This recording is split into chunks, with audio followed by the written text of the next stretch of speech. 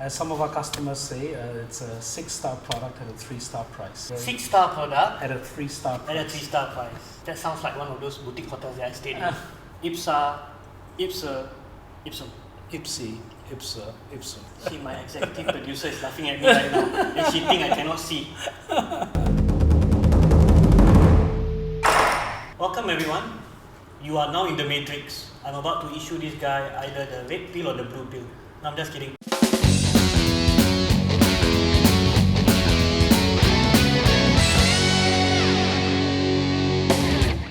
Welcome to the 618 show, and today we have a very special guest, alright, with a company that's even more interesting to pronounce, alright. So he will introduce himself now. I call him Sam, alright. So I'm Sabah, by the way, and this is Sam. Sam, tell us, the home audience and ourselves, more about the company and about what you do in the company. So our brand is called Ipse Ipsa Ipsum. Ipse Ipsa Ipsum, right? Which in Latin means himself, herself, and itself. So we launched the brand in 2016, and we're really celebrating the craftsmen, the consumers, and the designers within the brand as a platform to express yourself. Okay. Because when I first saw your company name, right, we cracked a little joke. We thought, is this a spelling mistake on Microsoft Word? Allow himself, you know. Yeah. But I'm sure there's something more to that. That's why we kind of probe further. That's where we went, hey, this company has a very interesting history. Yeah. So, how would you describe the products the products that your company sells? How would you describe it? We are bringing affordable luxury to the market. As some of our customers say, it's a 6-star product at a 3-star price.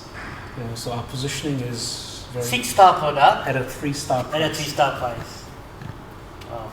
That sounds like one of those boutique hotels that I stayed in. Alright? Good tagline. Okay. Great.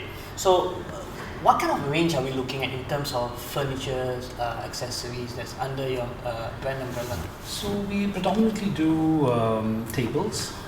Dining tables, coffee tables, consoles, side tables. We do storage, so we do bedside tables, sideboards, credenzas.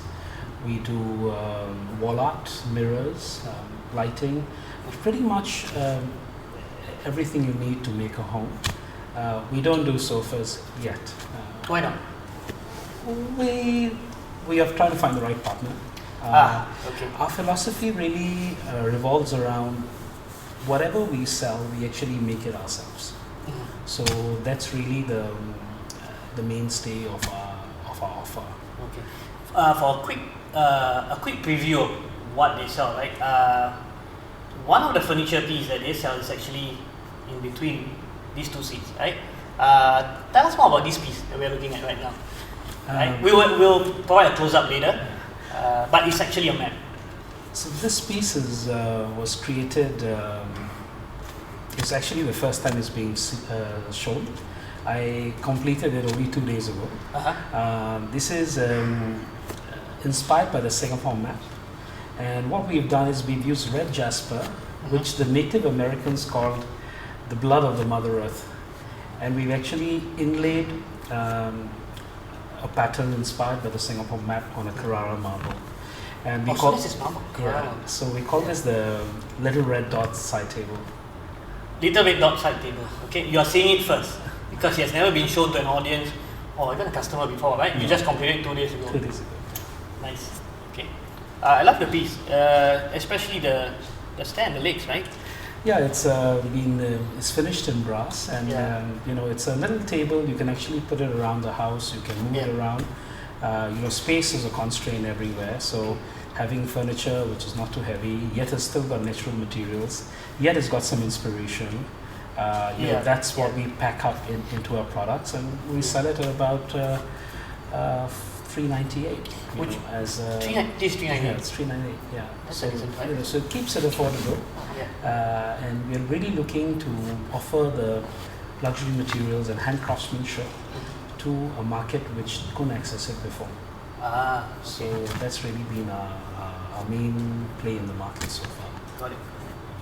if I'm hearing you correctly, right, it seems that you wanted to make it a point that in every furniture that you crafted have a story to tell, right? Yes. Has a story to tell, a piece of history to show. Is that how you got started? Was that the idea? I started off working in the UK with British small and medium-sized enterprises, and that led me to the jewelry quarter in Hockley. And I would spend a lot of time with English hand chasers and silversmiths, and talking to them about old ways of making silver. So that was my first exposure. And which year was that? This is the year 2000. Yeah. And then I quickly thought that there was a market to actually do something interesting out of Asia. Because every time you look at a French or Italian product, people feel that there's a kudos to it, and there's always a story, there's always a background context to it. Yeah. And I felt that storytelling was probably missing, but there were very interesting craftsmanship, art forms out of Asia which we could explore. Yeah. And hence we thought that once we launched the brand, storytelling, something meaningful for everyone would be interesting. We've just done 2 collections in the last 2 years. One was with Nathan Yong, which was inspired by a lost tomb in India. And the other one we did last year was the Straits collection, or this year in fact. We launched it, was a Straits collection, which was inspired by Singapore heritage. How you could actually take heritage and still have contemporary form, and it could live in harmony in an environment. Yeah, and I saw a banner of that, the Straits collection featuring Sir Stamford Raffles. In his traditional pose, well, he can only pose, he only has one pose, sadly no. But he was decked out in a very colourful attire. So what was the message that you're trying to drive across? Well, we were, we had a point of view that Singapore's bicentennial year, so we thought we could take the founder and ask a question: what if he decided to localize 200 years ago? And then we put him in Peranakan clothing, and that was our backdrop image for the collection. Okay, good. Now, I'm not sure whether the home audience, the viewers can see this, but we have a treasure trunk right in front of us. All right. So before I ask you the next set of questions, right, maybe you can tell us what's inside it. All right. A little bit of show and tell, if you don't mind. Okay. Yeah. We actually carry this, we call it the trunk show, and we actually carry it for all our architects. Trunk show, right? Not trunk show, right? That's a different show altogether. Absolutely. So here we actually carry all our archive finishes. I didn't explain to you, but what we really offer at Ipse Ipsa Ipsum is that you can actually come into our showroom and you can personalize your furniture.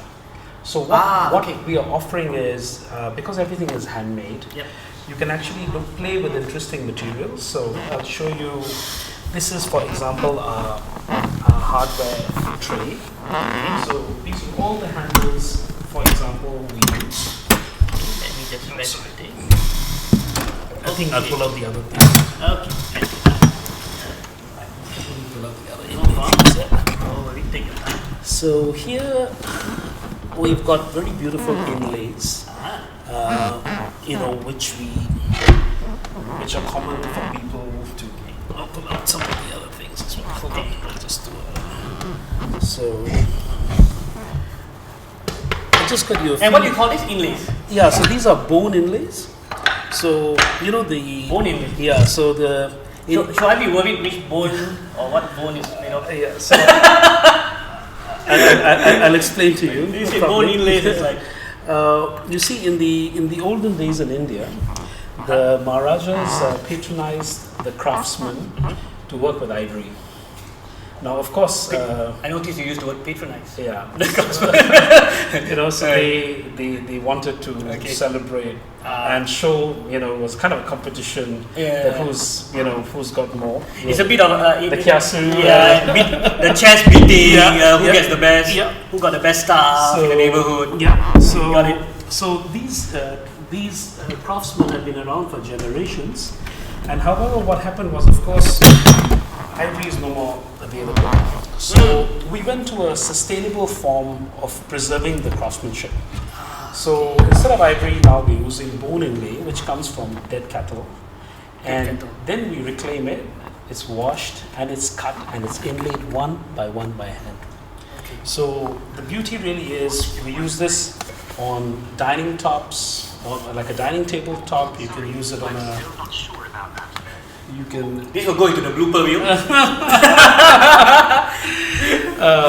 So, you know, you can use it on a dining table top, or a TV console, or chest of drawers. So we have customers who come in and say, hey, you know, I'm looking for something different. So we position ourselves as the one or two interesting pieces you have in your home.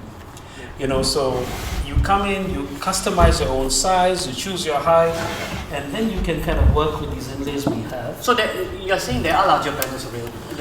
This is just a sample. It's just a sample. Yeah, so you can actually imagine seeing it in a full scale. And if your customers wanted something different, the fact that it's made of cattle bones, yes, you can customize your own. Right? Yeah, nothing goes to waste. Yeah, absolutely. I'll show you the others as well.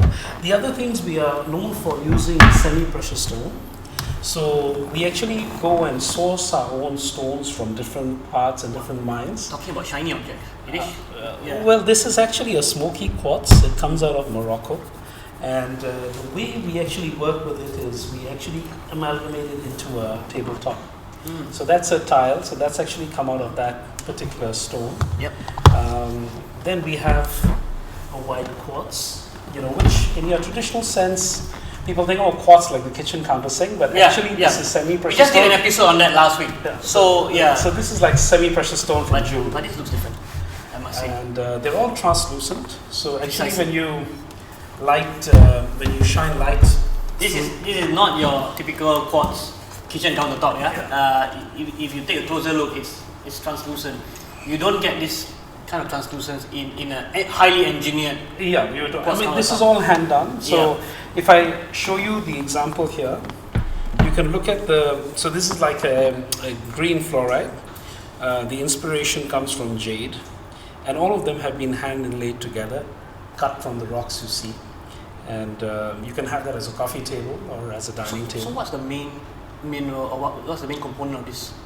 It's actually the semi-precious stone, and it's been joined together with a clear epoxy. Wow. So you know, and that's how we park. And you do that because you want it to mimic jade. Yeah, I mean, coming back to the inspiration. Yeah, the idea is to pick a set of stones, cut them, and actually then inlay them one by hand, so that they create a natural character, you know, which is not easily replicable by machine-made things. I just took that off your hand without permission. I'm just getting my hands off because these are all very, very interesting, fascinating, in fact. Semi-precious stones as well. Yes, they're all semi-precious stones. Yeah. So it's not marble, it's not quartz. Yeah. It's entirely something else. And I'm showing it to my assistant producer behind the camera. I don't think she's seen it. Right? We shot this episode last week, remember? Does this look anything familiar? Different, right? And the beauty is that you can actually buy this in our store. A side table is for $350.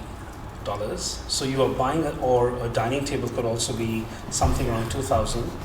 So you know, this traditionally has been sold by the Italians, the French, and you know, the prices has been crazy, but we've been able to really justify, you know, the gap because we are making it. There's no middleman, so we can give you real value in your size. So these are, when you say no middleman, so these are all made in-house. They're made in-house. So we have a. They are your guys. Yeah. So we have a Ipse Ipsa Ipsum Arts and Craft Center.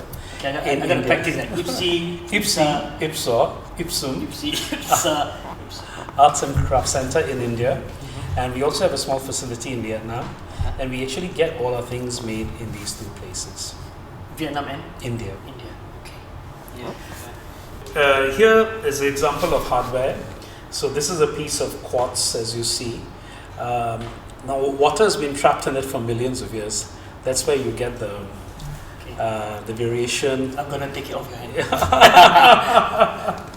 So, so the water is been left there for millions of years. Yes, fossilized with the stone. And where was this excavated from? This is from Brazil. This is from Brazil. Yeah.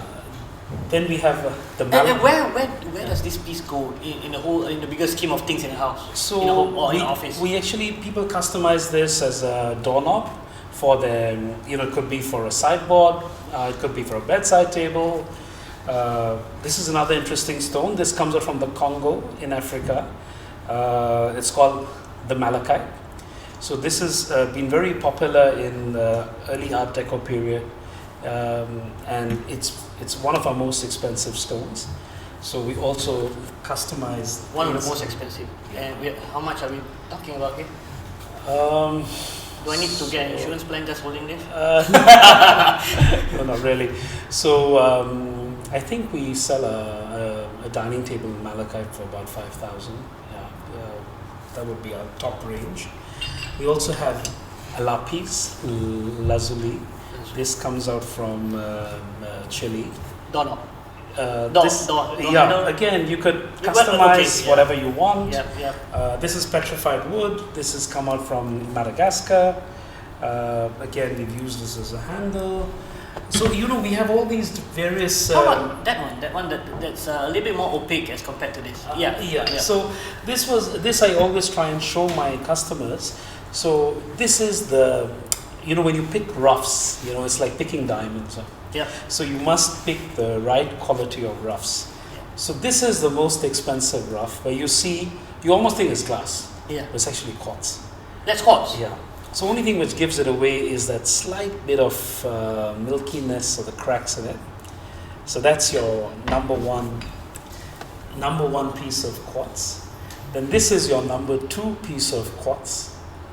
And then you have this one, which is slightly more milky, and this comes on at the 3rd grade of quartz. So, of course, we don't promise you that we'll be able to give you the top, but it's an interesting way for people to understand and appreciate the difference between the various qualities of the stones they are on the market. You have these very beautiful pieces made out of semi-precious stones, quartz, cattle bones. If correct me if I'm wrong, that means every piece of furniture is handmade. Handmade. 1, number 2, no 2 pieces are the same. That's right. And you are offering, and they are affordable, right? So that's what you meant by 6-star furniture at a 3-star. 3-star price. I mean, why we created Ipse Ipsa Ipsum was that there was a fundamental belief where we found people spend so much time trying to find a home, and then they just go and pick up the furniture, what they find, and they stick it there. They don't realize they're probably going to be staying as long with the furniture as they're going to be staying in the home. So we've actually made it an experience. When you come to Ipse Ipsa Ipsum, you're actually customizing your own piece of furniture. So your involvement, you're quite involved with your piece of furniture, because you ask where the stone comes from, you ask about the metal finish, and it takes 2 to 3 months to do, and you patiently wait for it. And this is what, and we send you pictures when the marble is cut or when the stones are cut. Oh, you send a picture to the client, even during the process. In the process, So we actually take them along the way as to how the piece is being done.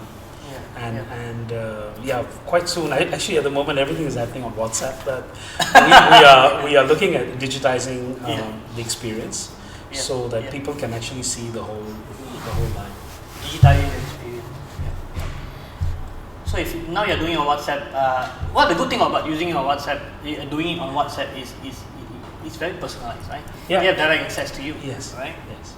So now, having seen all these different pieces of materials that make up your very unique furniture, I would hazard a guess and say that your clientele are themselves have a unique approach to outdecking their home, designing their home. So, how would you describe your typical client? Interesting. So we actually have a variety of customers. We sell pieces from $30 to $5,000. So it's none of these look $30 by the way. you have to come to the showroom to see. I will. Trust me. After this episode, I will. You know, we have an interesting spread. Our customers are predominantly divided into three different personas. Okay. One, we call them the eclectic. You know, he's The eclectic. the modern eclectic customer. Okay. This customer is quite well traveled. You know, they want to bring Milan meets Morocco or France and Finland in their home, and they're comfortable in juxtaposing the styles. So you're taking bits and pieces of memories, experiences from their travel. Yeah. And they kind of mix and mash them up together, and you in a piece of furniture, right? Yes, that's right. So that piece of furniture is symbolic of their travel experience. It's them. It's them. And not to, you know, what they own, nobody else could own. And I mean, we have somebody who does, and they are a little bit more extreme in their choices of patterns, and they can take risk in design. Then we have the other customer whom we call the Hamptons customer. So the Hamptons customer is more, they like everything in white marble, brass, grey, brown, so you know, which is we have the Hamptons, which is a bit more polished. And the third we have... A bit more polished? What do you mean by a bit more polished? So it looks like your standard, you know, your average show flat. Okay. So, you know, it's polished marble floors, it's, everything is very predictable. But it's, you know, what we are offering there is we are really offering, like, for example, our marble is available in 50 mm thickness, not a normal 20 mm thickness. 50 mm? Yeah, so we actually go and buy our blocks from the quarries. So I personally go and select the blocks, and then we actually cut the blocks to give that very... where are these quarries located? I'm traveling quite a lot, so... That's the secret sauce he's not going to say on screen. Smart man. Okay. But, you know... and this is the appeal which people have to what they buy. Then the third persona we have is we call them Mr. and Mrs. Retro. So Mr. and Mrs. Retro, not Mr. and Mrs. Smith. Okay. Mr. and Mrs. Retro. Okay. And they, you know, they like to buy the wooden, you know, a bit of wood, some tan leather, and that's normally our safe. So they are fascinated with yesteryear. Yes. The old days, how good things were back then in the past. So we have everything for all, you know, because we are only a facilitation platform. You know, as I said, you know, we are the makers. You come to us, you tell us about your dreams, and we can tell you about what we've done or what we think could be interesting, and then you tangent off. In fact, if you look at our social media page, if you look at Instagram, we are now celebrating our customers' choices. You know, so they send us pictures from their homes, and we actually post them and tell people how they have managed to use our materials in their own way. You know, which that's well, in marketing aspect, right? This is marketing 101. If your customers would send you pictures of how your product fits in their home, you got a winning strategy right there. They are doing the marketing for you, right? Yeah, I mean, you know, they normally, I mean, we do very little advertising at the moment, but most of our business has been word of mouth and been through friends of friends. And when they come to you, right? When they go over to your showroom, or can you, because you've given 3 clear distinct personas, right? Would you say that now you'll be able to kind of predict which persona they fit in when the minute they walk into your shop? No, you can't. Okay. It's I think only once you get involved in the process, then you... The questions they are... Yeah. And sometimes you can have people who are 70% this, 30% this, 50%, you know, they also, you know... But how do they articulate their needs when they approach you? Then, I mean, you must have had some observation or insights, because after, say, several, maybe even after 100 customers, you start to notice some patterns.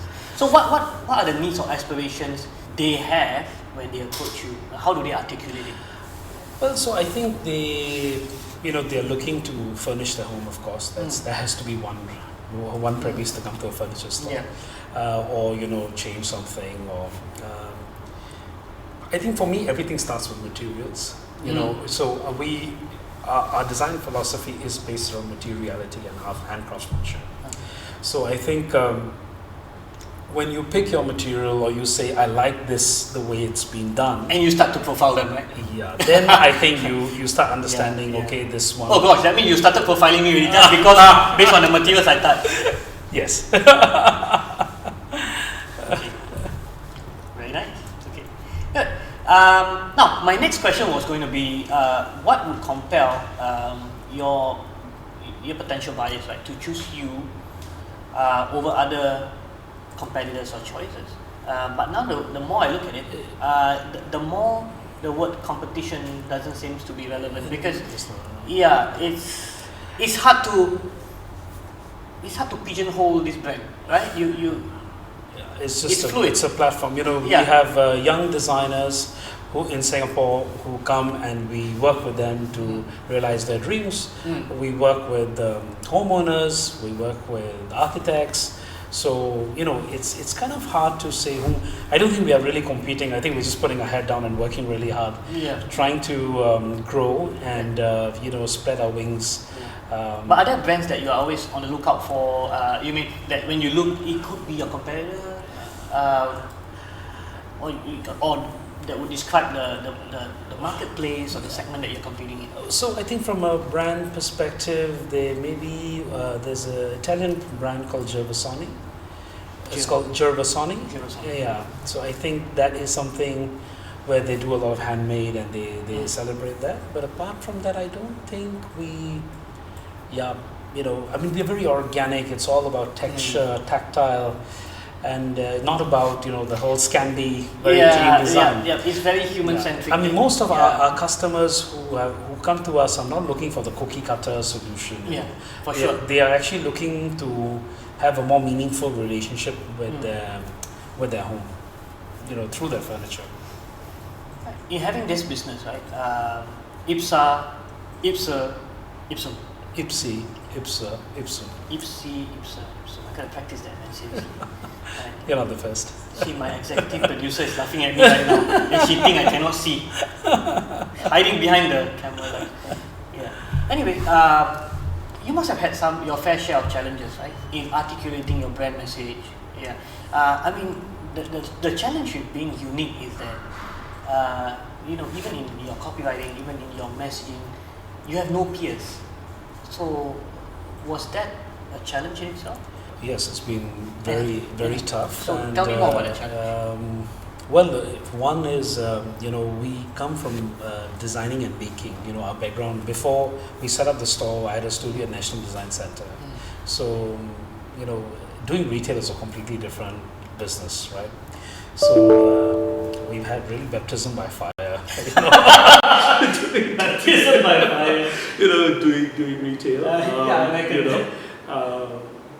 But I think the main challenge we think is because a lot of our stuff is handmade. Sometimes the piece comes out, customers waited for so long. Then they say the marble is not as white or not as grey as I thought it should be, or the veins are 3 but I wanted 4, So we do have some challenges, and also the customer is so emotionally involved with making the purchase because they've customized it. The expectation also is quite high. So I think managing that has been quite a challenge for us. But we've always we've found a solution with our customers. As we go along, we are looking at structuring our offering a bit more. So when we do give people options, it's not like unlimited, but there will be some limitations, or some permutations and combinations, which we'll be offering. Because just by looking at the slew of materials here, I would have guessed that some of your clients that walk into your showroom, they themselves may have a difficulty in articulating what they really mean, because some people are more structured in their buying approach, right? So these are, and usually you can tell because they'll be the ones that are asking you, does it come in 4 veins? Does it come in a book match? So they are throwing terms and jargons at you that normally is borrowed from the traditional interior design industry, right? And then they probably think that, can I apply this here, right? Of course, it's not their fault. They are innocently asking. Yes. But that in itself is also a challenge for you, right? Because you're trying to tell them that this is organic. Yeah. I can't tell the quarry to, you can't push buttons on the quarry and up comes a piece of marble or quartz, right? Yes. Yeah. Yeah, that's really been. I think that's been the biggest challenge so far. Which. Would you say you have overcome that challenge, or you kind of? We are. Well, I think over the next 6 months, we've actually embarked on a very interesting project where we are now making a very concise offer, and we are digitizing that offer. When you say digitizing, what do you mean?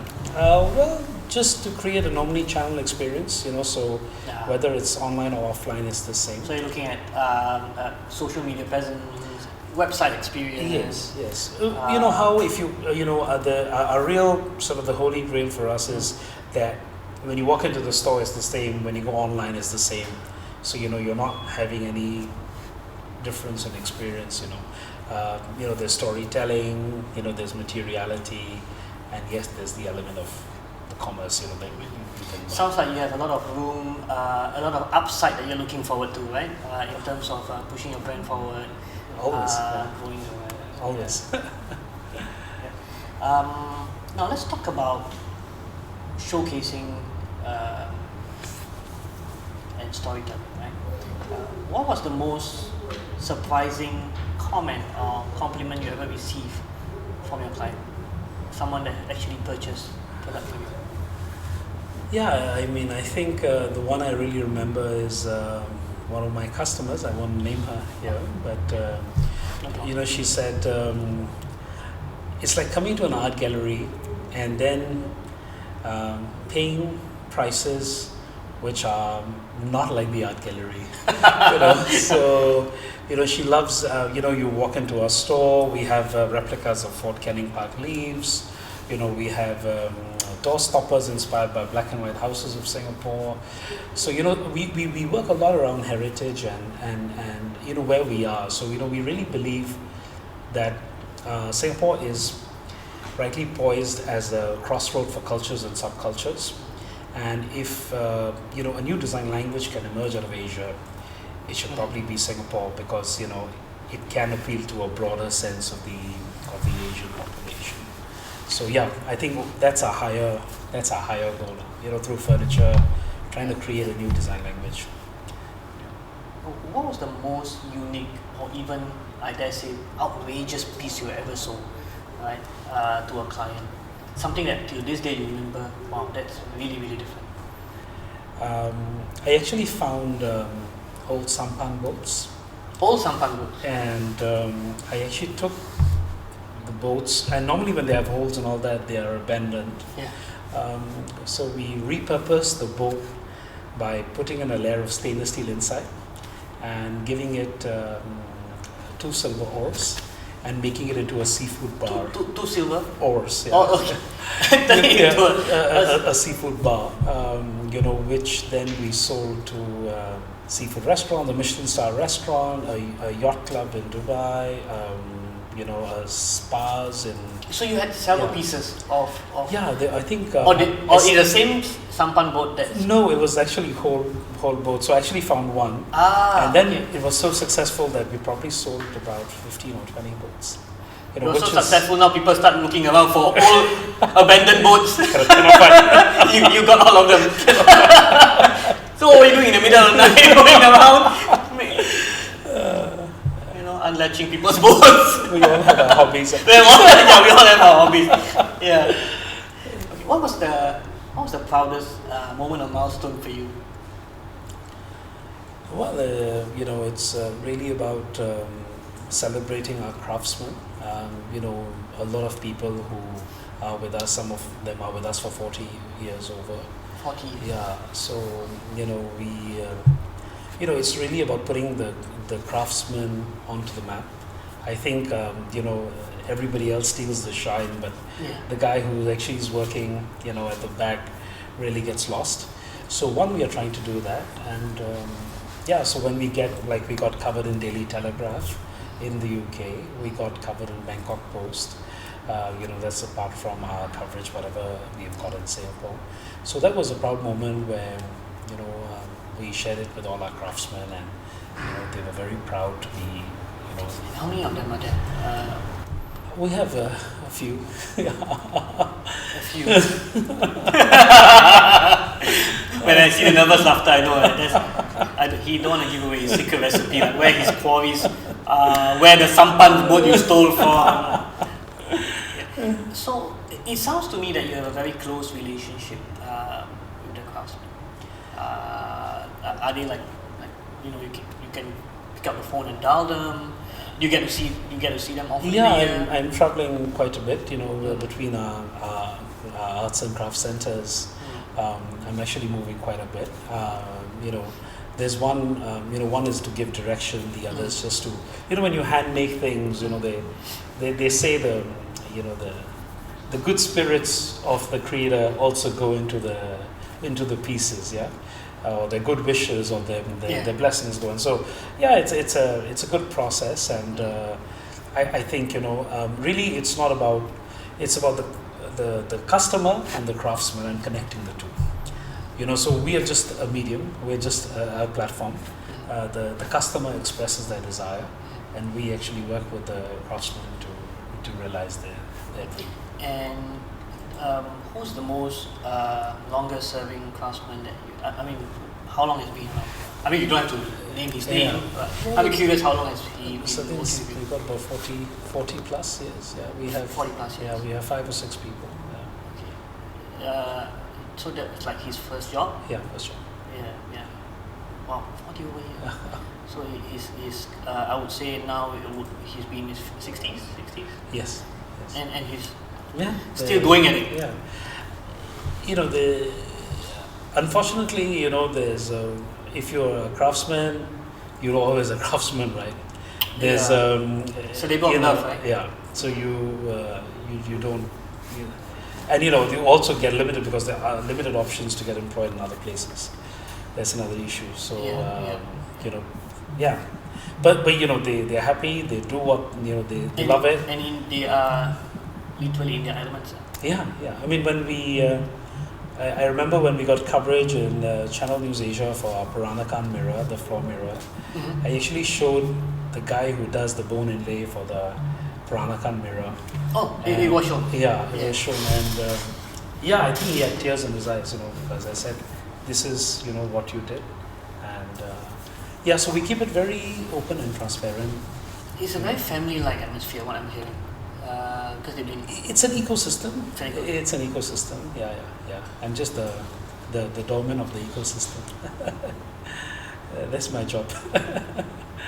But you have a very nice job. Surrounded by very talented people. Very unique, one-of-a-kind materials, right? Put together.